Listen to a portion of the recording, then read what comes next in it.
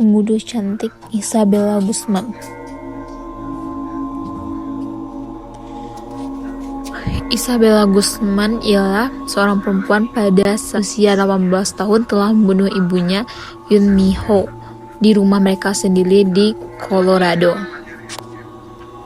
Isabella menjadi terkenal secara online di kemudian hari karena sikapnya yang cukup aneh di ruang sidang.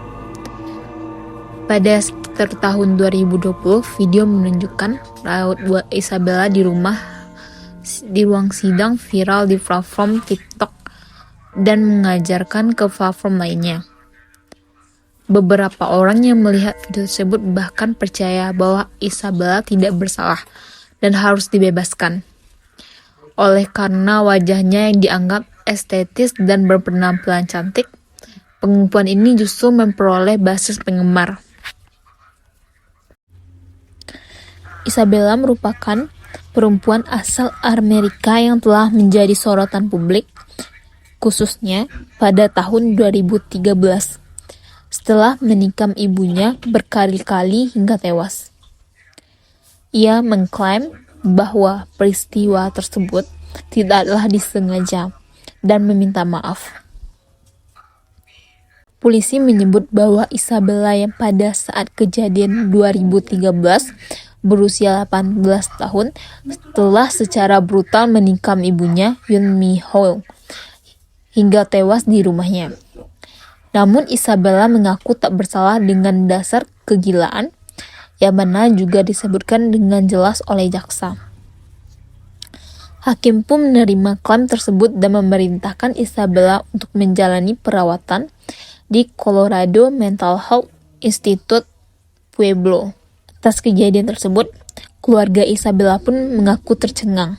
Pasalnya, rupanya Isabella memiliki masalah perilaku meski ia selalu digambarkan sebagai perempuan yang manis dan baik hati. Kasus itu dimulai menjadi makanan publik pada musim panas 2014. Dokter pun memberi pernyataan pada pihak pengadilan bahwa Isabella menderita gangguan skizofrenia dan telah mengalami delusi yang sangat mengganggu selama bertahun-tahun. Menurut dokter tersebut, Isabella digadang-gadang tak mempercayai bahwa wanita yang dibunuhnya adalah ibunya. Sebaliknya, perempuan itu justru yakin bahwa ia telah membunuh seseorang bernama Cecilia untuk menyelamatkan dunia.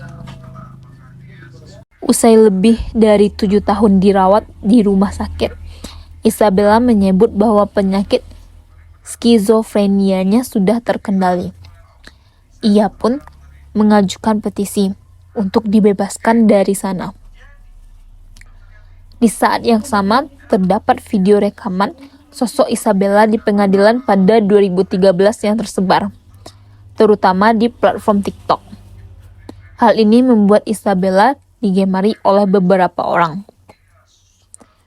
Kembali pada Isabella sendiri, ia lahir pada 1995 dan merupakan keturunan ras campuran dari nenek moyang Hispanik.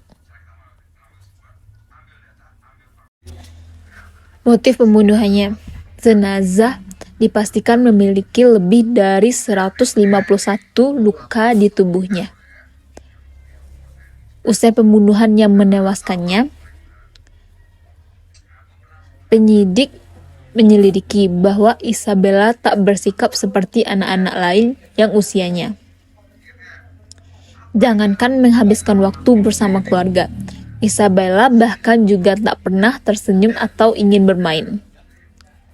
Rupanya Isabella memang membenci ibunya sejak lama. Hal ini diduga berasal dari keluarganya yang tak pernah mampu membeli banyak barang yang diinginkannya sewaktu kecil.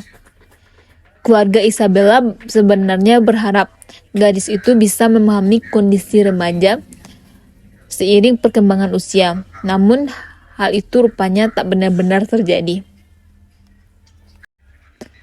Ayah tirinya mendengar jeritan istrinya dari kamar mandi di lantai atas rumah mereka. Saat bergegas untuk membantu, rupanya pintu kamar mandi tersebut dikunci dari dalam. Di sanalah ayah tiri mendengar ibunya ditikam oleh Isabella berkali-kali. Kronologi pembunuhan.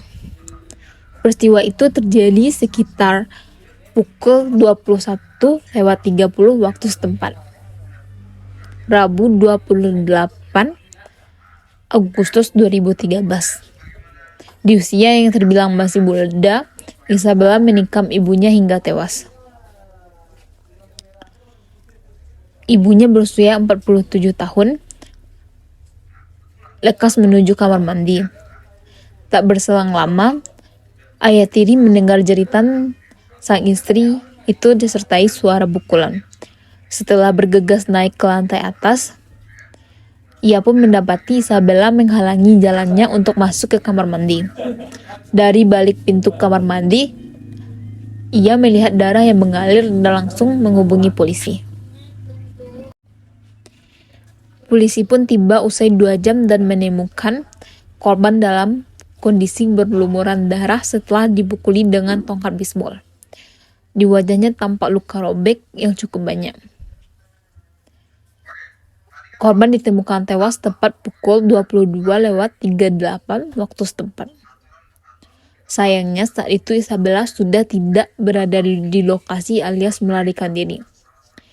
Polisi pun mengumumkan pencarian Isabella dan memberitahu publik bahwa Isabella memiliki senjata dan berbahaya. Menurut keterangan, Isabella yang langsung kabur usai membunuh ibunya langsung pergi ke sebuah minimarket di dekat rumahnya. Tak kehabisan akal, Isabella bahkan mengaku telah diperkosa oleh petugas minimarket dan meminta izin untuk mencuci rambut dan membersihkan bekas darah yang menempel di tubuhnya.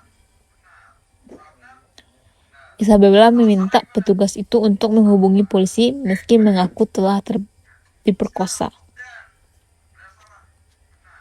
Bagi teman-teman yang tertarik dengan kasus-kasus kriminal yang terjadi di dunia dan film-film kriminal, kami akan membahasnya tuntas. Jadi jangan lupa subscribe dan like Kupas Jadi, dan like subscribe Kupas Jadi. Teman-teman, terima kasih.